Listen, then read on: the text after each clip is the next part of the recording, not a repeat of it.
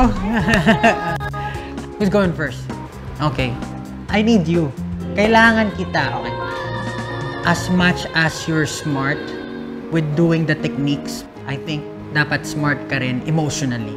Pakinggan mo ako, kailangan kita. Ganun. Nadinig ko yung intensity, pero gusto ko marinig yung sincerity. 11 years old, he can sing beautifully. Meron siyang deep understanding sa mga awit na kinakanta niya. Madalas kasi nadidinig ko yung parang mataas lagi yung ending. Pero yun ba yung hinihingi ng kanta? Instead now you go, pero ano lang to, this is my suggestion. Tama! You're doing it right. How do you feel about that?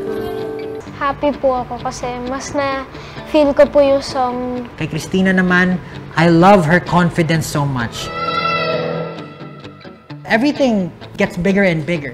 So you shouldn't be like staying put. When I'm in the stage, I'm gonna walk still. Like, there's nothing.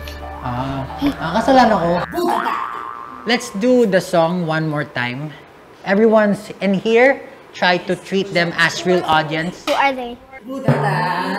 In this round, Coach Pablo will pick, and I'm really scared if I won't get picked. Nevin and I are good friends, so I don't want to leave each other.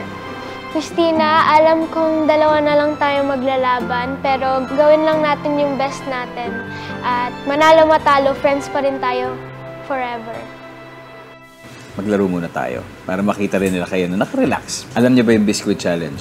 Kaya? Kaya. David? One more each.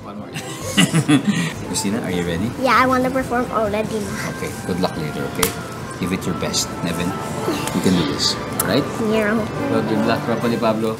Good luck, give me yan. Yeah!